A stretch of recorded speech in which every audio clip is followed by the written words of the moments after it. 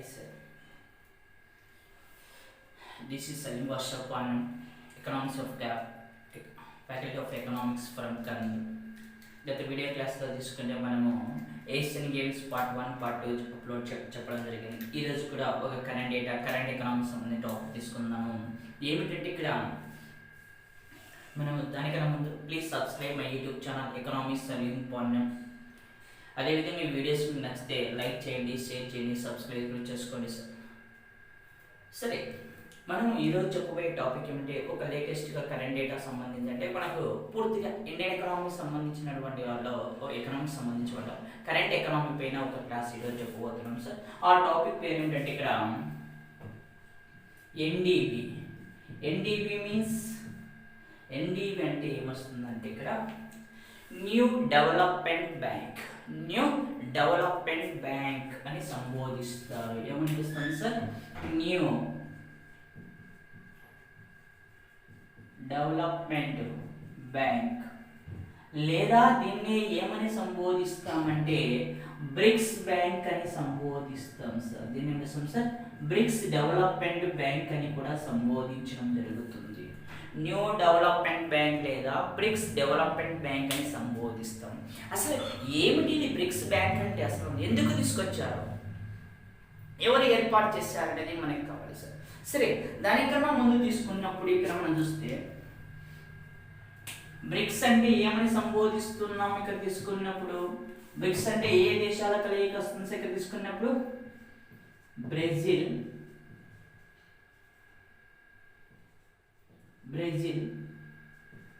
Russia,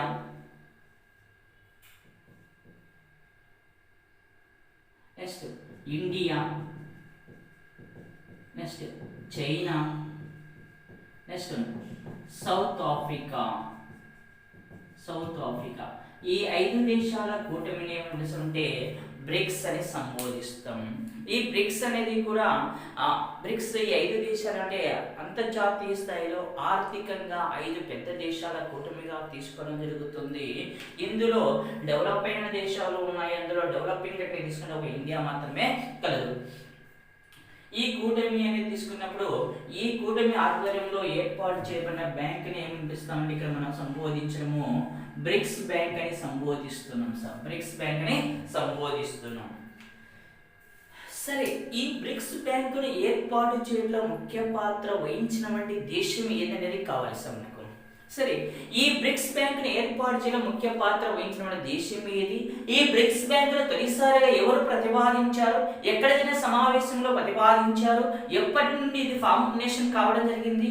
ఎప్పటి నుండి ఇది అమల్లోకి రావడం జరిగింది అనేది మనకు మేజర్ కావాల్సిన పాయింట్స్. సరే, ఈ బ్రిక్స్ బ్యాంక్ గురించి తొలిసారిగా ప్రతిపాదించిన వారు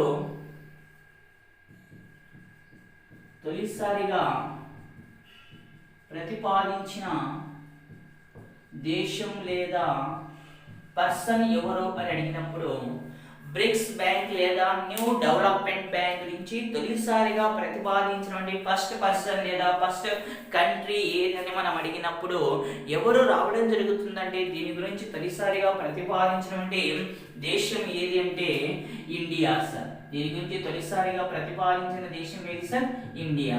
అయితే ఎక్కడ జరిగిన బ్రిక్స్ సమావేశంలో ఈ కార్యక్రమం గురించి భారతదేశం ప్రతిపాదించడం జరిగినది కావాలి సార్.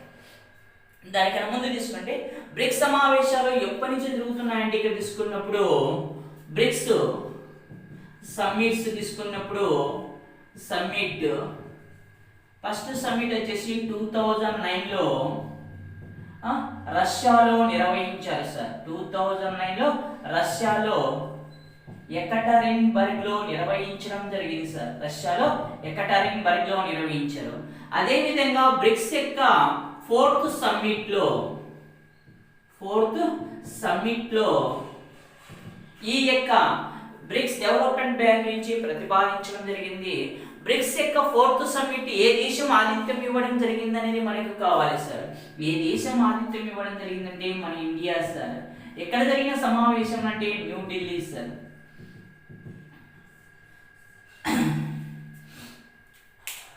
బ్రిక్స్ గురించి ఏ సమావేశంలో బ్రిక్స్ బ్యాంక్ గురించి ఏ సమావేశంలో ప్రతిపాదించారని క్వశ్చన్ ఏమిటో, ఇండియాలో మొట్టమొదటిసారిగా బ్రిక్స్ సమావేశాన్ని 2012లో నిర్వహించడం జరిగింది. ఎప్పుడు సార్?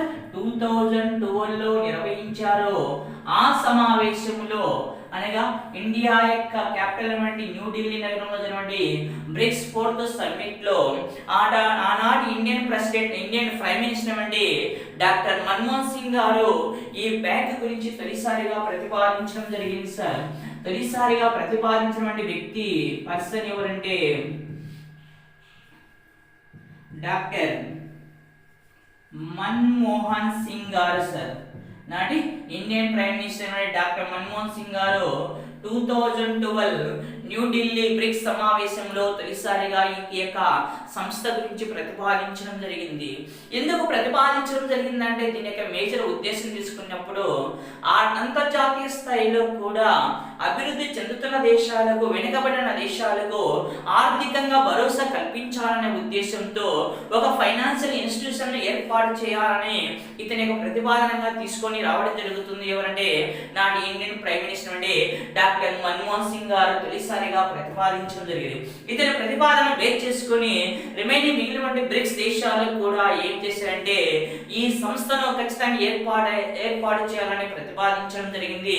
దాని ఫలితంగా 2013లో దానిపైన కొంత చర్చ జరుపుతారు. 2014లో మళ్ళీ జరిగిన ఒక సమావేశంలో తీసుకుంటే దీనిపైన పూర్తిగా అవగాహన కల్పించడం జరుగుతుంది. సరే, బ్రిక్స్ బ్యాంక్ లేదా న్యూ డెవలప్మెంట్ బ్యాంక్ ను ఏ సంవత్సరంలో ఫార్మేషన్ చేయడం జరిగిందంటే ఫార్మేషన్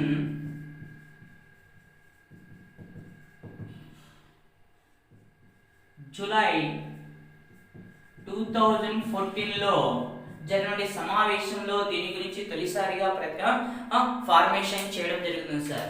బ్రిక్స్ బ్యాంక్ లేదా న్యూ డెవలప్మెంట్ బ్యాంక్స్ ను తొలిసారిగా ఎప్పుడు ఫార్మేషన్ చేయడం జరిగిందంటే 2014 జూలై మంత్ లో జరిగిన సమావేశంలో దీని ఫార్మేషన్ గురించి చర్చించడం జరుగుతుంది. ఈ 2014 జూలై మంత్ లో ఈ యొక్క బ్రిక్స్ సమావేశం ఎక్కడ నిర్వహించడం జరిగిందంటే ఏ దేశం ఆతిథ్యం చేయడం జరిగిందంటే బ్రెజిల్ సార్. ఏ దేశం సార్? బ్రెజిల్. దీనికి బ్రెజిల్లో నిర్వహించడం జరుగుతుంది. ఆ సమావేశంలో దీన్ని ఫార్మేషన్ చేయడం జరుగుతుంది సార్. ఎక్కడ సార్? బ్రెజిల్లో జరిగిన సమావేశంలో దీన్ని ఫార్మేషన్ చేయడం జరిగింది సార్. అదే విధంగా ఈ యొక్క న్యూ డెవలప్మెంట్ బ్యాంక్ ఎప్పుడు స్టార్టింగ్ కావడం జరిగిందంటే స్టార్టింగ్ డేట్ వచ్చేసి ఎప్పుడు ఇది స్టార్టింగ్ కావడం జరిగిందంటే 2015 జూలై 22న సార్. 2015 జూలై 22న ఈ బ్రిక్స్ బ్యాంక్ లేదా న్యూ డెవలప్మెంట్ బ్యాంక్ ను ఫార్మేషన్ చేయడం జరిగింది సార్. స్టార్టింగ్ ఫార్మేషన్ అయితే 2014 జూలైలో ఫార్మేషన్ చేశారు. ఎప్పుడు స్టార్ట్ చేయడం జరిగిందంటే స్టార్టింగ్ చేయడము 2015 జూలై 22న దీన్ని స్టార్టింగ్ చేయడం జరిగింది. అదే విధంగా దీని యొక్క హెడ్ క్వార్టర్ ను ఎక్కడ ఏర్పాటు చేయడం జరిగిందంటే షాంఘై నగరం సార్.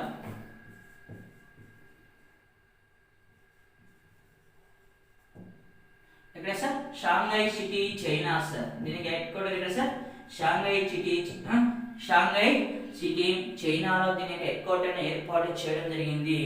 అదే విధంగా న్యూ డెవలప్మెంట్ బ్యాంక్ కి క్యాపిటల్ ఫండ్ ఎంత? క్యాపిటల్ ఫండ్ ఎన్ని వేల కోట్ల రూపాయలతో దీన్ని ఏర్పాటు చేయడం జరిగిందంటే క్యాపిటల్ ఫండ్ తీసుకున్నప్పుడు $100 billion sir. 100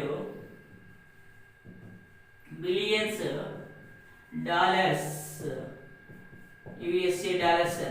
100 billion USA dollars తో దీన్ని ఏర్పాటు చేయడం జరిగింది bricks bank sir. Bricks bank ను ఏర్పాటు చేయడం జరిగింది. అదే విధంగా ఇందులో షేర్ హోల్డర్స్ వచ్చేసి వాస్తవంగా స్టార్టింగ్ లో తీసుకుంటే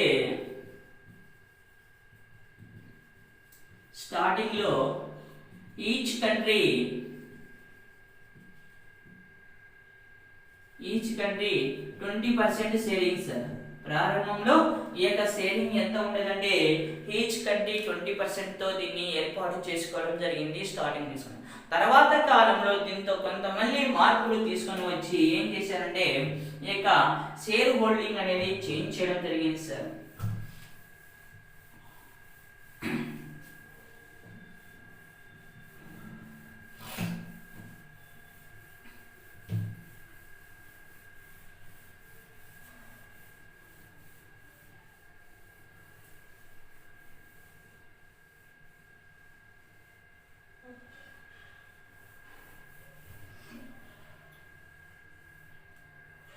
సరే, ఇందులోని మెంబర్షిప్ న్యూ డెవలప్మెంట్ బ్యాంకుల నుండి membership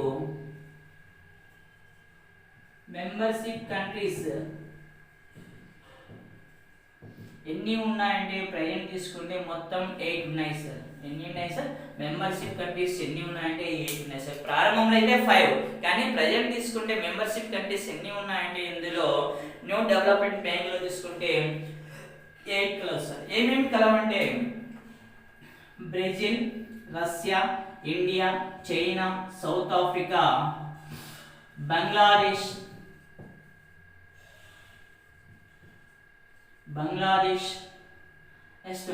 UAE, United Arab Emirates మరియు Uruguay.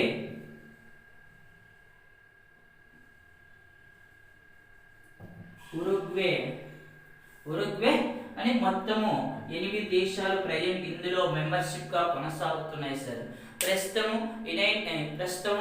NDB new development bank లో ఉండే మెంబర్షిప్ కంట్రీస్ ఎన్ని అంటే ప్రజెంట్ తీసుకుంటే స్టార్టింగ్ లో తీసుకుంటే 5 కంట్రీస్ కలవు, ప్రజెంట్ తీసుకుంటే 8 కలవు. ఏమేమి వస్తాయంటే Brazil, Russia, India, China, South Africa. వీటితో పాటు న్యూగా మెంబర్షిప్ అయిన కంట్రీస్ ఏమి తీసుకోవచ్చు అంటే బంగ్లాదేశ్, యునైటెడ్ అరబ్ ఎమిరేట్స్ మరియు ఉరుగ్వే దేశాలు మెంబర్షిప్ పొందడం జరిగింది సార్. అదే విధంగా తీసుకుంటే ఈ యొక్క న్యూ మెంబర్షిప్ ప్రకారం తీసుకున్నప్పుడు షేర్ హోల్డర్స్ తీసుకుంటే ఇక్కడ ఏమేమి ఎంత ఈ షేర్ హోల్డర్స్ కలవు అని తీసుకుంటే షేర్ హోల్డర్స్ తీసుకుంటే ఇక్కడ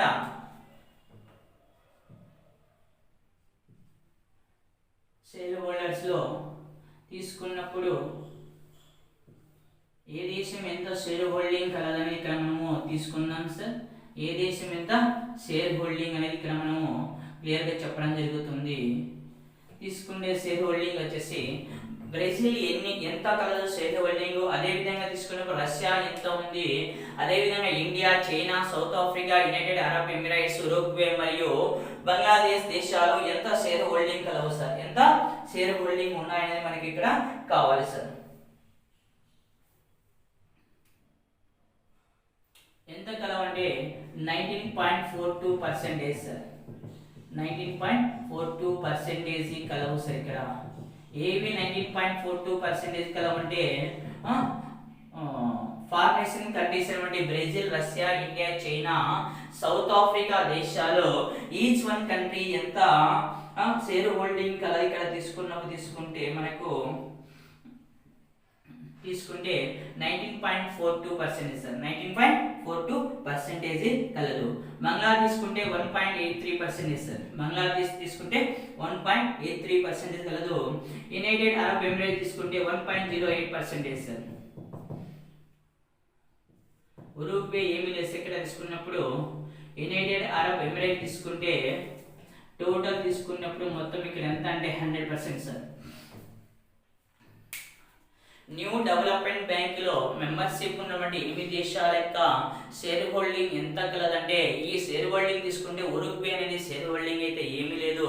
రిమైనింగ్ 7 దేశాల యొక్క షేర్ హోల్డింగ్ ఎలా ఉందంటే ఫార్మేషన్ కంట్రీస్ నుండి Brazil, Russia, India, China, South Africa ఈ దేశాల యొక్క షేర్ హోల్డింగ్ ప్రారంభంలో 20% ఉంది. దాని ప్రెజెంట్ వచ్చేసి డిస్క్రీజ్ చేసుకొని ఎంతగా తగ్గించుకోవడం జరిగిందంటే 19.42% సార్. 19.42% లేక ఈ 5 దేశాల కలవు.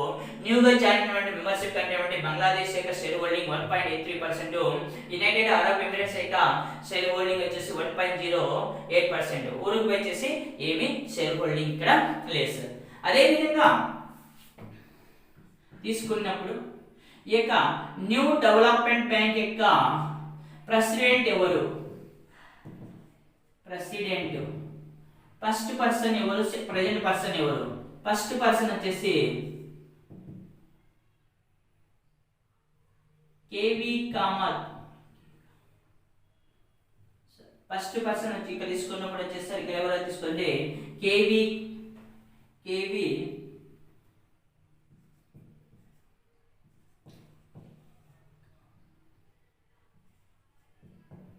KV Kamath sir. First person KV Kamath, Kerala state sir, India sir.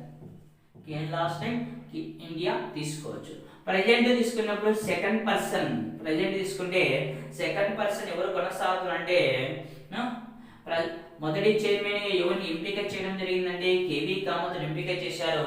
ఎందుకు ఇతనే మొదటిసారిగా తీసుకున్నంటే ఈ సంస్థను ఏర్పాటు చేయడం ముఖ్య పాత్ర వహించినటువంటి దేశం ఏంటంటే భారతదేశం కాబట్టి మొట్టమొదటి చైర్మన్ పదవి, అధ్యక్ష పదవిని ఏ దేశానికి ఇవ్వడం జరిగిందంటే భారతదేశానికి ఇవ్వడం జరిగింది సార్.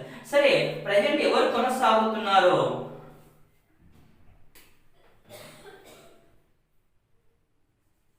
ఎంపీ ప్రజెంట్ తీసుకుంటే ఎంపీ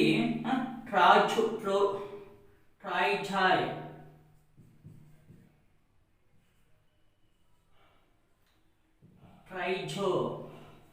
ప్రజెంట్ తీసుకుంటే ఎంపీ ట్రైజో అంటే ఎంపీ మీన్స్ వచ్చేసి మార్కస్ ఫ్రాడో ట్రైజో. మార్కస్ ఫ్రాడో ట్రోజో అనేటువంటి వ్యక్తి సార్. ఇతడు ఏ దేశానికి చెందినవాడంటే బ్రెజిల్ దేశానికి చెందినటువంటి వ్యక్తి సార్. బ్రెజిల్ దేశానికి చెందిన వ్యక్తి ప్రజెంట్ దీనికి చైర్మన్ గా కొనసాగుతున్నాడు.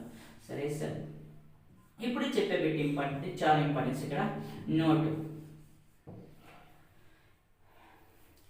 బ్రిక్స్ బ్యాంక్ లేదా new development bank, bricks bank లేదా న్యూ డెవలప్మెంట్ బ్యాంక్ ను అంతర్జాతీయ స్థాయిలో ఇంటర్నేషనల్ లెవెల్లో ఏ సంస్థలకు ప్రత్యామ్నాయంగా ఏర్పాటు చేయబడిన సంస్థగా ఎకనామిక్స్లు అందరూ కూడా పేర్కొంటున్నారు. బ్రిక్స్ బ్యాంక్ లేదా బ్రిక్స్ డెవలప్మెంట్ బ్యాంక్ లేదా న్యూ డెవలప్మెంట్ బ్యాంకును అంతర్జాతీయ స్థాయిలో ఏ సంస్థలకు ప్రత్యామ్నాయంగా ఏర్పాటు చేయబడినట్టు ఆర్థికవేత్తలకు అభిప్రాయంగా చెప్పవచ్చు అంటే ఏ సంస్థలకు ప్రత్యామ్నాయంగా ఏర్పాటు చేశారంటే దీన్ని తీసుకున్నప్పుడు అంతర్జాతీయ స్థాయిలో ఒక 2 సంస్థలకు ప్రత్యామ్నాయంగా సార్. 2 సంస్థలకు. ఆ 2 సంస్థలు ఏవి తీసుకోవచ్చు అంటే ఇక్కడ తీసుకున్నప్పుడు ఫస్ట్ వన్ వచ్చేసి IMF, సెకండ్ వన్ తీసుకుంటే వరల్డ్ బ్యాంక్ లేదా IBRD సంస్థలకు. ఈ యొక్క IBRD ని వరల్డ్ బ్యాంక్ అని ఎలా సంబోధిస్తున్నామంటే IBRD మరియు ప్లస్ IDA సంస్థల యొక్క కలయికతో కూడిన దాని పిలుస్తామంటే వరల్డ్ బ్యాంక్ అని పిలుస్తాం sir.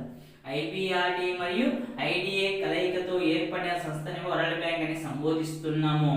International monetary fund, international bank for reconstruction development సంస్థలకు ప్రత్యామ్నాయంగా ఏర్పాటు చేయబడిన సంస్థ ఏదంటే న్యూ డెవలప్మెంట్ బ్యాంక్ లేదా బ్రిక్స్ డెవలప్మెంట్ బ్యాంక్ గా పిలవడం జరుగుతుంది. ఎందుకంటే ఈ దేశాలు అనేవి కేవలము డెవలప్మెంట్ అయిన కంట్రీస్ కు మాత్రమే ఎక్కువ లోన్స్ ఇస్తున్నవి, ఆర్థికంగా డెవలప్మెంట్ చేస్తున్నాయి. కానీ వెనుకబడిన దేశాలపైనవి తక్కువ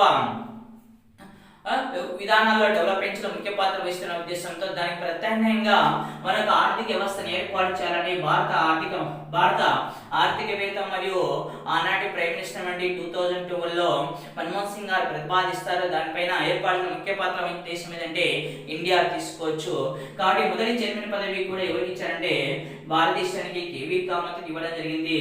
అదేవిధంగా ప్రజెంట్ 2వ చైర్మన్ ఎవరంటే ఎంపీ ట్రైజో అనేటువంటి ట్రైజో అనేటువంటి వ్యక్తికి ఇవ్వడం జరిగింది సార్. ఇతడు ఏ దేశం చెందిన బ్రెజిల్ దేశానికి చెందినటువంటి వ్యక్తి sir. Thank you sir. Thank you.